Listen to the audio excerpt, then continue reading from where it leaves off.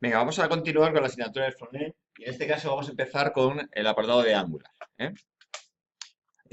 Bueno, aquí tenéis un índice, si queréis verlo con más detalles. Vamos a empezar por los frameworks. Entonces, tenemos varios en el mercado, tenemos bastantes, ¿eh? Bastantes. Nosotros hemos apostado por Angular, pero también hay otras soluciones bastante válidas. Digamos que parece que, bueno, si miramos tendencias, popularidad o lo que fuera, parece que los dos más populares son o Angular o React. React es el que está detrás de Facebook y Angular es el que está detrás de Google, ¿vale? Los dos al final buscan lo mismo, que es producir mejor de una manera más rápida, tener escalabilidad, cada uno con una orientación un tanto distinta, pero bueno, visto uno, al final es fácil adaptarse a otro, porque los principios tienden a unificarse mucho y al final lo que es bueno para uno suele ser bueno para todos, ¿eh? Son variantes. Nosotros hemos apostado por Angular. Además de React, bueno, tenéis otros por ahí en el mercado que también pueden ser bastante válidos, pero bueno, al final hay que elegir uno porque no, visto uno, nos hacemos una idea bastante buena de lo que podemos encontrar, ¿vale? Entonces, ¿qué es Angular exactamente? Bueno, pues es un framework para aplicaciones web, para frontend, ¿vale? Lo que va a generar es HTML, CSS y JavaScript. Realmente ya, bueno, en lugar de JavaScript ya pues generará ECMAScript, ¿no? Normalmente está para la versión 5. Angular en este caso es un framework de una sola página. Es decir, el planteamiento filosófico es que tenemos una página nada más y lo que hacemos es cambiar contenidos de esa página, ¿eh? Es viendo como una aplicación. Digamos, está desarrollado y mantenido por Google, ¿vale? Es el que, digamos, está detrás de este framework. Por eso tiene, digamos, cierta potencia y dice, bueno, no me lo van a abandonar a mitad de camino, ¿eh? Entre otras cosas, podemos utilizar el lenguaje TypeScript, ¿vale? TypeScript. Es un lenguaje que hoy por hoy es libre y abierto. Fue en su momento desarrollado por Microsoft y en el momento que negociaron con Google, lo que hizo fue liberarlo. Microsoft lo liberó, lo hizo abierto, ha liberado todo el código y ahora ya lo podemos utilizar. Entonces, Google, en lugar de desarrollar un lenguaje de alto nivel, lo aprovechó este Microsoft. ¿Vale? Lo que vamos a coger es que mi aplicación de Angular se va a compilar y hoy por hoy, por defecto suele ser el ECMAScript 5, que es el más popular entre los distintos navegadores, ¿vale? Evidentemente, esto va a ir evolucionando. Los navegadores van a ir siendo compatibles con ECMAScript 5, con ECMAScript 6, con ECMAScript 7 y TypeScript y ECMAScript que se va apareciendo más, cada vez se parecen más. Al final, supongo que a largo plazo será un lenguaje unificado de navegadores y poco más, ¿vale? Pero hoy por hoy, TypeScript todavía tiene un nivel más elevado que un ECMAScript 5, y entonces tendremos que utilizar TypeScript y compilado normalmente en ECMAScript 5 para que sea lo más compatible con distintos navegadores, ¿vale? Entonces, ¿qué me ofrece? Me ofrece un HTML enriquecido, es decir, no voy a utilizar un HTML básico, sino que me hace etiquetas similares con valor añadido para que me sea más fácil producir, ¿eh? ¿Vale? Y tenga ciertas funcionalidades. En definitiva, yo voy a desarrollar en Angular, lo voy a precompilar y lo que voy a generar pues, va a ser HTML más CSS más ECMAScript. Y esto es lo que voy a situar en un navegador, en un servidor web. ¿Vale? Lo voy a situar en un servidor web. Por lo tanto, lo que yo pongo en un servidor web va a ser mi Angular compilado, ¿vale? Y así, una vez que ya está en un servidor web, ya puede ser interpretado por cualquier navegador, ¿vale? Pero lo que sí vamos a hacer es que Angular hay que cogerlo y compilarlo, ¿vale? Eh, Angular utiliza una arquitectura modular, es decir, lo que basada en el patrón MVC. Lo que busca es que podamos crecer con una gran aplicación frontend sin morir en el intento, ¿eh? Y está basado absolutamente en modelo vista controlador, es separar estos tres componentes. Tenemos principalmente dos versiones, y esto hay que quedar claro. La primera versión, que fue hasta la versión 1, era lo que se llamaba normalmente como Angular JS, ¿vale? Y a partir de la versión 2 se llama exclusivamente Angular, a secas, nada más. ¿Vale? Entonces, si hablamos de Angular, es de las 2 para adelante, ahora mismo vamos a manejar la 5, ¿vale? Y si hablamos de Angular JS, es la 1 o anterior. ¿Vale? Evidentemente, Angular JS tiene mucho en el mercado porque se hizo muchas cosas en Angular JS y mantenimiento, pero al final Angular se lo va a comer. Es cuestión de tiempo nada más. ¿Vale? Si empiezas un nuevo proyecto, lo suyo es apostar por Angular, no Angular JS. ¿vale? Al final Angular, ¿qué ha ocurrido? Que es la experiencia de haber hecho Angular JS, ver cómo ha evolucionado, cuáles son los pros y contras, y al final te saca la versión con toda esa experiencia. Y otra gran ventaja es que Angular es más rápido, con diferencia, que Angular JS, ¿vale? Una vez que lo hemos compilado, va 3, 5 veces más rápido que Angular JS. Por lo tanto, al final no tiene sentido, ¿vale? Apostar por el anterior. Como referencia, aquí tenéis Angular.io, es una página web que está muy bien. La verdad que con ello no hace falta ni libros ni nada, te resuelve bastante bien. Lo que pasa es que al principio es complicado situarse con Angular. A mí me costó un poco, ¿eh? Entonces, lo más complicado es entender la arquitectura. Si la pillamos bien, el resto, ya sabéis cómo funciona, es ir a una referencia técnica y ver cómo se hace tal funcionalidad concreta, que es al final rebuscar o preguntar por Google cómo se soluciona un problema concreto. Pero lo que más importante es entender la filosofía o entender la arquitectura de cómo es una aplicación Angular, ¿vale? Entonces, se separa en distintos conceptos. Primero, llamamos módulos, ¿vale? Entonces, Angular agrupa, organiza la aplicación mediante módulos. Es una manera de organizar, ¿vale? Mediante módulos.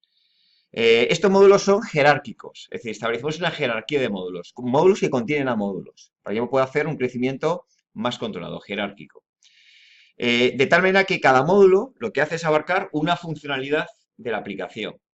Normalmente se hace para aplicaciones grandes, podamos simplemente dividir en distintos módulos y cada módulo se concentra en una funcionalidad concreta. Es una manera más controlada de crecer, poder crecer, si no, voy a morir en el intento. ¿Vale? Cada módulo, que es una agrupación, mantiene o contiene 4 elementos, que son componentes, plantillas, directivas y servicios. Cada uno de ellos contiene esos 4 elementos. ¿Vale? ¿Qué son los componentes?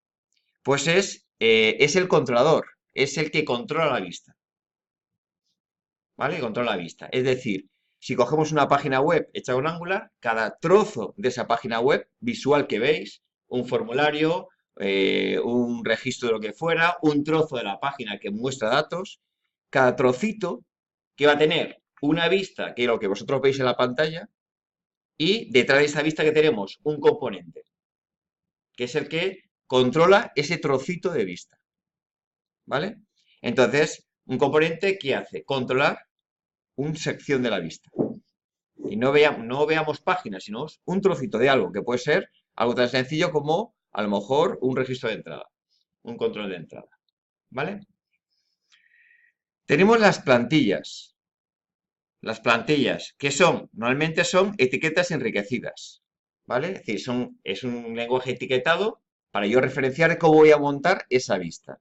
Además, le podemos incluir HTML estándar, ¿vale? Con ello voy a decir es cómo voy a montar la vista. ¿Cuál es la gran diferencia? Fijaros que las plantillas están orientadas a presentación, porque representa la vista, y por lo tanto yo lo tengo que organizar con un lenguaje fácil para presentación. En cambio, el componente está orientado al proceso, y por lo tanto le hago un lenguaje fácil que yo pueda controlar. Entonces, el componente lo voy a hacer con TypeScript y las plantillas con etiquetas. ¿Vale? Luego tengo lo que se llaman las directivas. Y es decir, yo tengo aquí, voy a montar una plantilla de una vista a través de etiquetas. Entonces yo tengo que decir cada etiqueta que yo muestro en esta vista, cómo se traduce finalmente en HTML estándar. Entonces, las directivas que van a hacer supervisan o lo que hacen es coger estas etiquetas y convertirlas en HTML estándar. Y tú, mediante programación, dices cómo se convierte una cosa en la otra. ¿Vale? Y luego tenemos los servicios. ¿Qué son los servicios? Pues se define la lógica de negocio, es decir, cómo se organiza la aplicación. Principalmente, hoy por hoy, ¿qué vamos a hacer nosotros? En los servicios es hacer a mi API REST. Es la capa que me facilita el acceso a la API REST. ¿Vale? Y así me voy a organizar. Fijaros, que siempre voy a tener como una especie de tupla que es por cada componente una plantilla visual. Y por cada plantilla visual asociada a un componente. Existe una dependencia mutua entre estos. ¿Vale? El componente que hace, mantener los datos en sí mismo. Y entonces las plantillas lo que hacen es acceder a esos datos para mostrarlos. Y esto le llamamos unión de propiedades. Yo, a mi aspecto visual, puedo interactuar con el ratón, con el teclado. Cuando yo interactúo, ¿qué va a producir mi plantilla? Eventos. ¿Qué se traducen esos eventos? En llamadas a métodos de mis componentes. ¿Vale? Y esta es la unión que tenemos entre ambos. Unión que se dice por propiedades o la unión que se dice por eventos. ¿Vale? Además, cada etiqueta que necesita una directiva que me la pueda resolver. Es decir, coja una etiqueta enriquecida y me dice, oye, eso se traduce de esta manera en un conjunto de HTML, que es el que yo voy a presentar finalmente. ¿Vale? Y por último, que necesito unos servicios que me dan acceso a mi capa de negocio. Normalmente esos servicios funcionan por inyección de dependencias. Me van a inyectar los objetos. ¿Vale? Vamos a insistir un poco en esto, vamos a ver qué apariencia tendrían las cosas para que nos vayamos situando poco a poco. Pensar que hemos dicho que tenemos un componente asociado a una plantilla, a una pantalla asociada a un componente. Esto representa, repito, que es un cacho de la vista, un trozo de la vista. Entonces, ¿qué vamos a tener? Fijaros, en mi plantilla tendremos etiquetas estándares de HTML, ¿no? Por ejemplo, título H1, ¿vale? Aquí, ¿qué tendremos? Tendremos, en este caso, son directivas. Y esta es una directiva que, por ejemplo, dice, bueno, pues el H2, ¿de qué clase va a ser? Pues de la clase llamado mi clase. ¿Y esto qué es? Es una propiedad. ¿Cómo se accede? ¿Ves que va a haber en mi componente una variable, un atributo de tipo string que se llama mi clase y cuyo contenido el que fuera? ¿Vale? Entonces, esta directiva, ¿qué se va a encargar? Del dato que esté en el componente, traspasarlo aquí. Pero esto es más complicado de lo que parece, porque esto tiene que ser un aspecto dinámico. Si en algún momento, por alguna razón, cambia esta propiedad, esta vista se tiene que actualizar. ¿Lo veis? Entonces, no vale hacer una conexión estática, tiene que ser con una conexión con un patrón observador. Si en algún momento cambia este valor se tiene que actualizar. ¿Y esto de qué hay detrás? Pues JavaScript. Lo que se hace es comprobar, o si se cambia este contenido, se disparará un evento en JavaScript internamente. Y todo esto aquí lo gestiona la directiva. Pero yo lo pongo así de sencillo. ¿Vale? Luego, por ejemplo, aquí tengo etiqueta H2, un contenido, y ves que se pone llaves, y aquí accedo a otra propiedad del componente. Que veis aquí que tengo una propiedad llamado título. ¿Vale?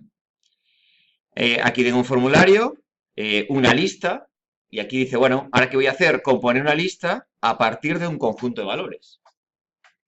¿Vale? Y fijaros, ¿qué ataca? Dice, vale, pues aquí que tenemos otra directiva.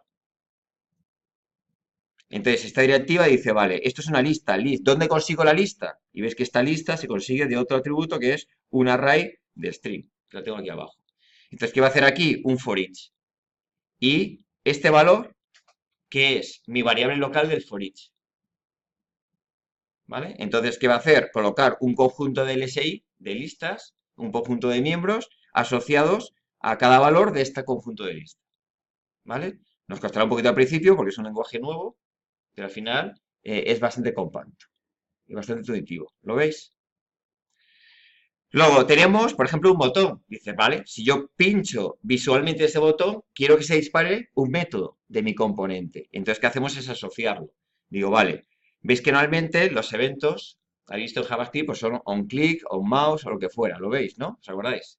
Pues aquí simplemente le quitáis el on y lo ponemos entre paréntesis. Dice, bueno, pues si el usuario hace clic sobre este botón, yo simplemente que voy a decir, vale, pues se me dispara este método. Muy sencillo. ¿Vale? Entonces, ¿este qué es? Un método de mi componente. ¿Vale? Y aquí, pues, de esto, enviar. Yo pulso y se dispara este método. ¿Lo veis? Esta es la unión por eventos. Y luego tengo componentes, en este caso es una entrada, una caja de texto, que es, bueno, este es un checkbox que se llama unión doble. Es decir, si tú visualmente cambias el checkbox, ¿qué tienes que hacer? Cambiar el estado de tu variable booleana de tu componente. Pero si por alguna razón alguien lo cambia, visualmente se tiene que actualizar inmediatamente. ¿Vale? Que es lo que llaman unión doble. Si cambio la vista modifico el componente, si modifico el componente se actualiza la lista. Vale. Bueno, pues esto, así es sencillo. Si esto tienes que hacerlo con JavaScript para que en todo momento tu vista esté actualizada con el contenido de tu controlador, de tu modelo, es un trabajo tedioso. Y lo que hace Angular precisamente es comerse todo ese trabajo. ¿Vale? Recordar que tengo, pues tengo que tener directivas que me resuelven esta directiva de aquí. Esto es una directiva de propiedad. Esto es una directiva de un for each. Aquí tengo otra directiva. Todo esto son directivas que me lo tiene que resolver. ¿Vale? Entonces yo tendré un conjunto de directivas que me ofrece Angular. Yo puedo hacer las mías propias también. ¿Vale? Y me lo resuelve. Y finalmente que tengo los servicios, que representa el modelo de negocio. Los servicios están orientados a programar. Por lo tanto, no tienen nada que ver con la vista. Están muy lejanos de la vista. ¿Eh? ¿Vale? ¿Os vais situando? Entonces tenemos, organizo una gran aplicación por módulos. Nosotros, en todos nuestros ejemplos van a ser pequeños, haremos un solo módulo. Pero me voy a organizar bien con plantillas, con componentes, con directivas y servicios. Entonces tenéis que tener claro que son esos 4 elementos. ¿Vale? Entonces, los componentes. Ya hemos dicho, los componentes son tuplas de componente asociado a plantilla. ¿Vale? Y además va a tener una relación jerárquica, es decir, yo puedo hacer un componente que es cabecera de mi página web, donde en mi cabecera pondré los menús, lo que quiera poner, puedo tener otro componente que es el pie, y a lo mejor otro componente que es mi cuerpo, mi home, mi principal. El home tiene luego 4 partes, cada parte puede ser a su vez 4 componentes, ¿vale? Entonces, si vamos desmenuzando la vista, que vamos a tener una jerarquía de componentes. ¿Lo veis? ¿Qué me va a conllevar esto? Me va a conllevar a una mejor organización de mi código y una mejor reutilización. Una vez que has hecho un componente, lo puedes utilizar en muchos lugares. Cada componente con su tupla, que es componente, que es el controlador y la vista asociada. Y es uno a uno, ¿eh? Un componente tiene una plantilla tiene un componente asociado. ¿Vale? Lo que sí es posible que dentro de una plantilla hagamos referencias a subcomponentes. Es decir, yo tengo mi pantalla principal y tiene 3 partes. Una presentación, por ejemplo, una de registro de entrada, de loguearse, lo que yo quiera hacer. Y entonces dice, vale, pues esta es la presentación, esta es la de loguearse. La presentación tiene 2 partes y le he metido mejor un reloj para tener la hora totalmente siempre actualizada ahí. ¿Lo veis? Entonces, ¿qué tecnología vamos a manejar realmente nosotros? ¿Vale? ¿Qué tecnología vamos a manejar?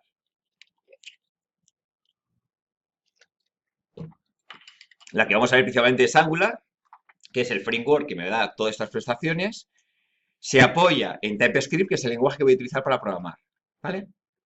Pero además necesito más tecnologías por debajo. ¿Eh? Una es, yo necesito coger mi Angular y compilarlo. Entonces, quiero alguien que me lo compile y me ayude a desarrollar. Yo no puedo estar, tiene que ser algo fácil de trabajar, un entorno que me haga fácil el desarrollo. Entonces, por debajo, ¿qué vamos a poner? Vamos a instalar un Node. Con Node lo vamos a utilizar como un servidor y lo que va a hacer es, yo cogeré Angular, me lo compila, me lo monta en el servidor y yo lo puedo tantear, a ver cómo funcionan las cosas. ¿Vale? Entonces, para ello, instalaré Node. ¿Con Node qué me viene instalado? Un NPM, que es un gestor de dependencias. Es decir, la dependencia es una locura ahora mismo ya. Entonces, como es una locura, pues yo no puedo manejarla. Entonces, ¿qué utilizamos? Un gestor de dependencias, ¿vale? Que es NPM. Además, para yo poder hacer pruebas y tener comandos de alto nivel, voy a instalar Angular CLI, que lo que me hace es, me ayuda al entorno de desarrollo, ¿vale? Me ayuda a hacer comandos, a levantar el servidor, por ejemplo, a controlar de que si yo cambio las fuentes, rápidamente el servidor me lo actualice, es decir, no tire una vieja versión o lo que fuera, ¿vale? Por debajo también que tenemos Webpack.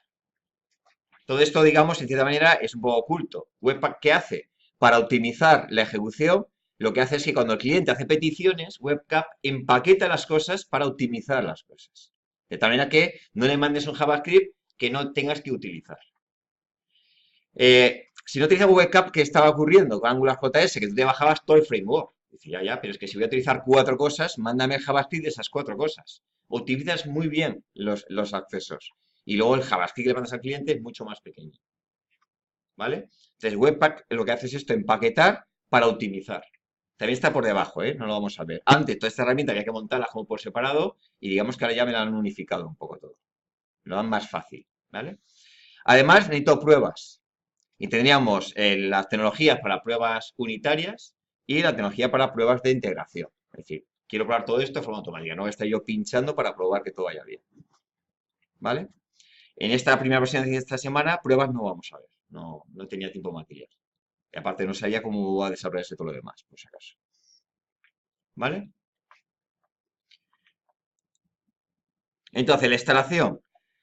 ¿Qué necesito? Instalar Node, ¿vale? Vamos a instalar la versión 8, que ahora es la recomendada. Y no sé si la tenéis instalado ya, puede que lo tengáis en vuestro portátil, pero bueno, tenemos que comprar las versiones. Para comprobarlo, mediante consola ponemos Node "-v" para la versión o npm "-v" para la versión. Necesitamos al menos una versión, creo, es la 5 o 6 de npm y al menos la 8 de Node. Vamos a buscar una alta para evitar problemas, ¿vale? Entonces, ahora lo vamos a instalar. Se instala, bueno, esto es, tenéis que ir a la página web o lo bajáis y lo instaláis. En vuestro portátil no tenéis problemas y en resto, ahora yo me pasaré para meter contraseñas y se puede instalar, ¿vale? Una vez que lo tienes instalado, ¿vale? Lo que vamos a hacer a través de npm, voy a instalar Angular Click y se hace con este comando. Lo que haríamos es, abrimos la consola, con la consola vemos qué versiones tenemos y a continuación pondríamos npm instalar -g y instalaríamos Angular Click, que se instala así. El "-g" viene de global para que se pueda utilizar por todos los proyectos, ¿vale? Y veis que a veces hay gente que pone npni que es un alias de install. Para que no os sorprenda por ahí, ¿vale? Entonces ya hablamos Angular Click. Entonces, repito, tenemos el Node, que es un entorno de ejecución de código abierto para servidor, que utiliza para más cosas. Nosotros lo vamos a utilizar para que me aproveche, para que me compile y me haga gestiones y yo tenga que tener un servidor para probar cosas aquí. Entonces, Node me es cómodo, ¿vale? npm es un gestor de paquetes para buscar dependencias, bajárselas y mantener esas dependencias que son una eternidad, ¿vale? Angular Click lo que hace son herramientas de comando de líneas que me facilitan todo el desarrollo, para que sea más fácil desarrollar en Angular. Vale. Gracias a Angular Key lo que vamos a hacer es crear un proyecto nuevo. Entonces vamos a hacer el típico de crear hola mundo, que me lo cree, y a continuación me sitúo en mi proyecto y lo que voy a hacer es arrancarlo, que es en server. Lo que hace es montas el servidor con este proyecto, con hola mundo, para que veamos cómo funciona por dentro. ¿Vale? Ahora lo vamos a hacer, ¿eh? ¿Qué vamos a ver? Claro, me genera un proyecto y al principio estás como muy perdido. Entonces, ¿qué tenemos que buscar? Voy a dar los 5 o 6 ficheros más importantes que vamos a manejar a priori. Luego ya con el tiempo va sabiendo el resto de ficheros. Fijaros que tenemos uno que llama main.ts. TS viene de TypeScript, ¿vale? Entonces, el main, ¿a qué suena? Pues cuando trabajamos con Java, ¿a qué sonaba el main de Java? Para el estático que arrancaba todo. Pues aquí es igual. Este main es el que me arranca la aplicación, ¿vale? De Angular. Entonces, fijaros lo que único que hace es decirme cuál es mi módulo principal. Entonces, yo tengo un módulo. Dice, vale, dime qué módulo voy a arrancar. Y a partir de ahí va arrancando las cosas. Te le va a decir, bueno, pues por defecto te va a poner que el módulo principal se va a llamar app-mod. Vale, pues este es el módulo principal. Vale.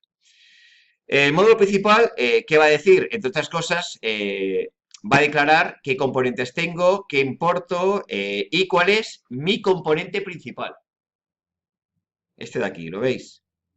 Te dice, vale, este módulo principal tiene componente principal, que normalmente va a ser el home, de toda la vida.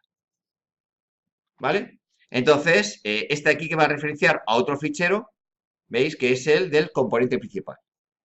Este componente principal que va a tener una plantilla. ¿Lo veis? Y me va a referenciar la plantilla, que va a ser un contenido.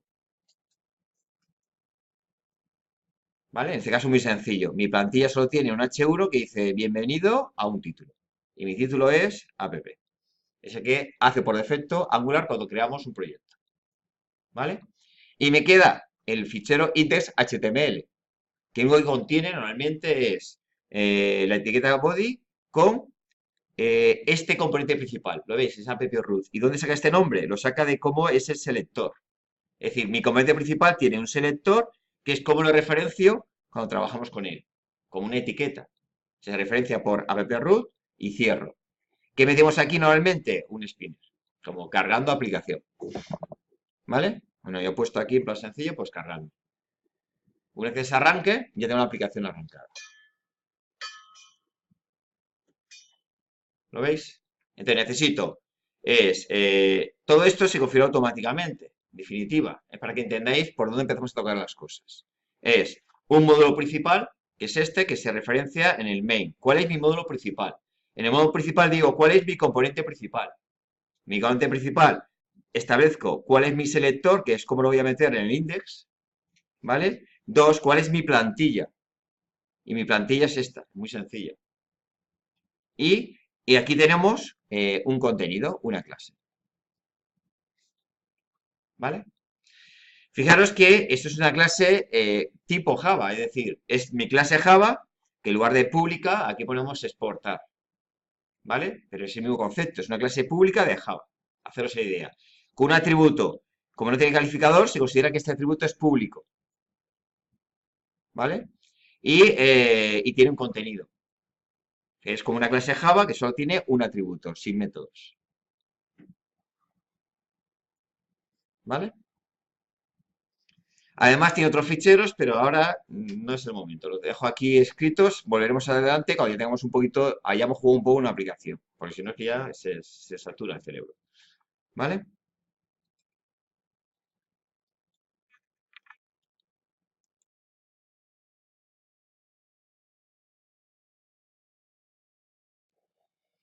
Bueno, chicos, recordar.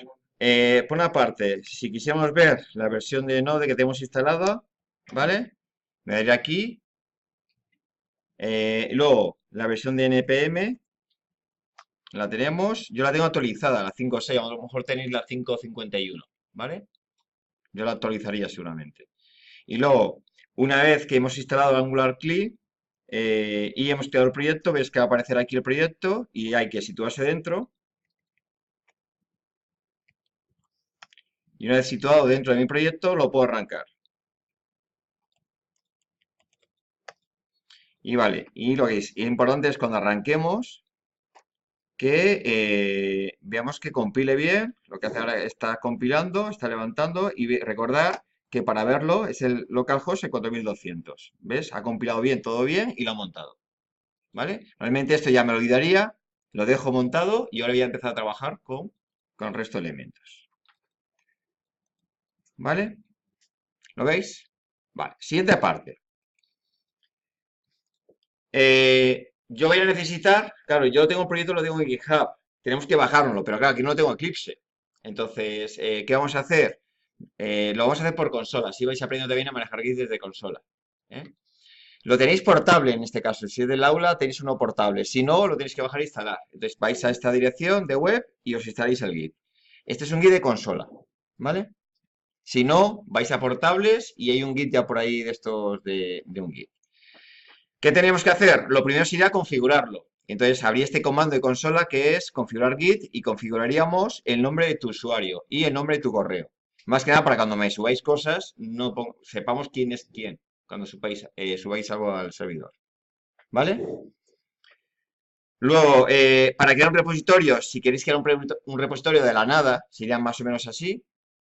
¿Vale? Pues sería, creo un fichero readme con un contenido, con git init, con este comando lo que hago es crear un repositorio, ¿vale?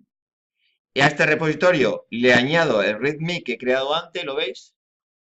Y el commit inicial de toda la vida que hemos hecho siempre. Con esto creamos un repositorio, que es este, y realmente hacemos un commit inicial. Ya tengo el repositorio creado, ¿vale? ¿Dónde lo haríamos? Pues en la carpeta de trabajo. Es decir, yo me crearé un Hola Mundo, voy a esa carpeta Hola Mundo y ahí me creo el repositorio. Sería lo mejor.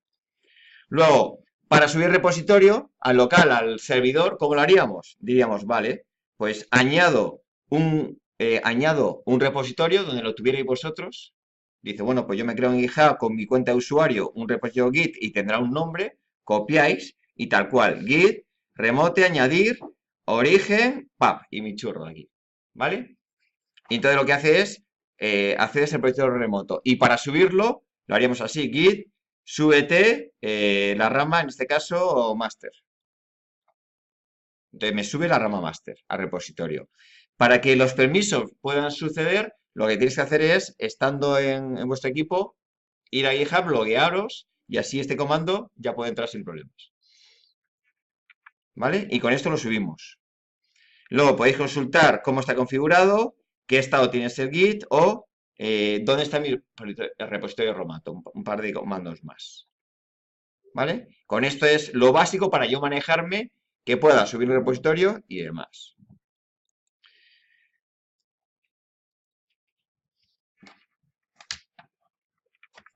¿Vale? Me queda ahora, ¿qué necesito?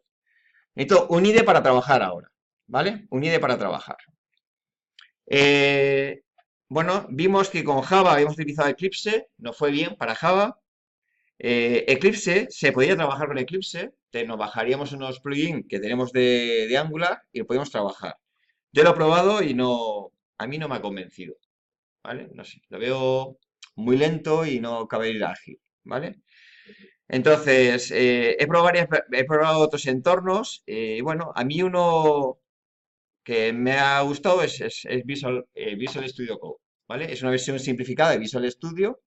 Este es gratuito y, digamos, Microsoft te lo da gratis sin ningún tipo de limitación, ¿vale?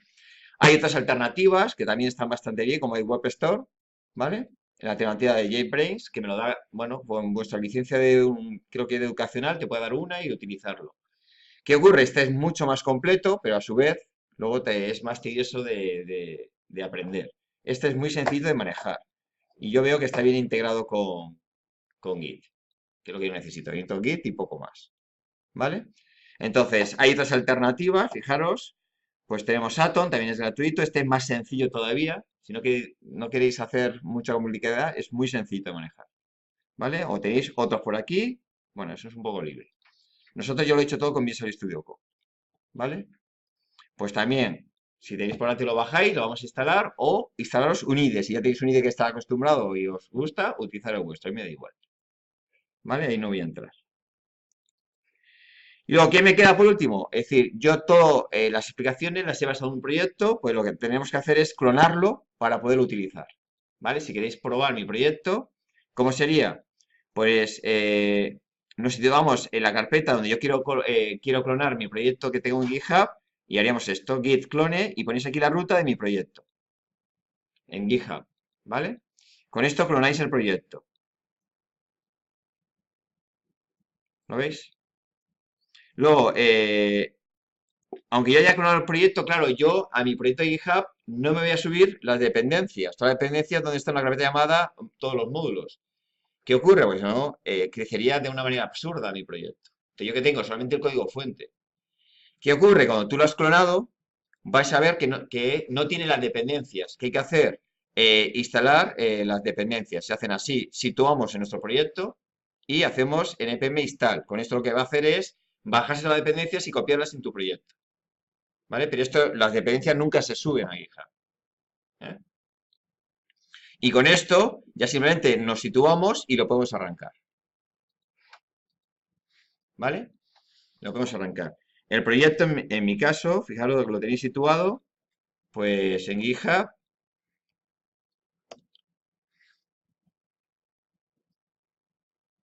es este de aquí. Este es el proyecto que vamos a utilizar en clase, el FN Angular-demo. ¿Vale? Bueno, pues ahora, ¿qué tenéis que hacer? Pues cogemos, vamos a instalar, repito, un entorno de desarrollo. Si no tenemos Git, lo vamos a instalar para poderlo manejar, porque mi entorno, que es Visual Studio Code, tira por debajo de Git. Entonces, él en sí mismo no lo tiene. No es como Eclipse, que Eclipse ya tenía un Git incorporado. ¿Vale? Tenéis que instalar el Git si no lo tenéis, el Visual Studio Code y vamos a clonar mi proyecto. Y lo vais a arrancar para qué tal. Evidentemente, eso tenéis un proyecto arrancado. Bueno, siempre utilizamos 4200. Tenéis que tumbar la consola que tenéis arrancada de vuestro proyecto. Os situáis una vez en el clonado y la arrancamos. Y si veis que arranca y demás. ¿Qué fallo va a dar mi proyecto? Va a dar un fallo que va a decir que, claro, que este proyecto está basado en uno de los ejercicios, tiramos de un API REST, que es el API REST de ítems, ¿vale? Entonces te va a dar un fallo, oye, ataco a este API REST y no me contesta. Pero luego os lo estelaremos más adelante, ¿vale? Pero mira si podemos arrancarlo. Venga, pues probar esto para poder tener mi proyecto y poder ver cómo son mis ejercicios.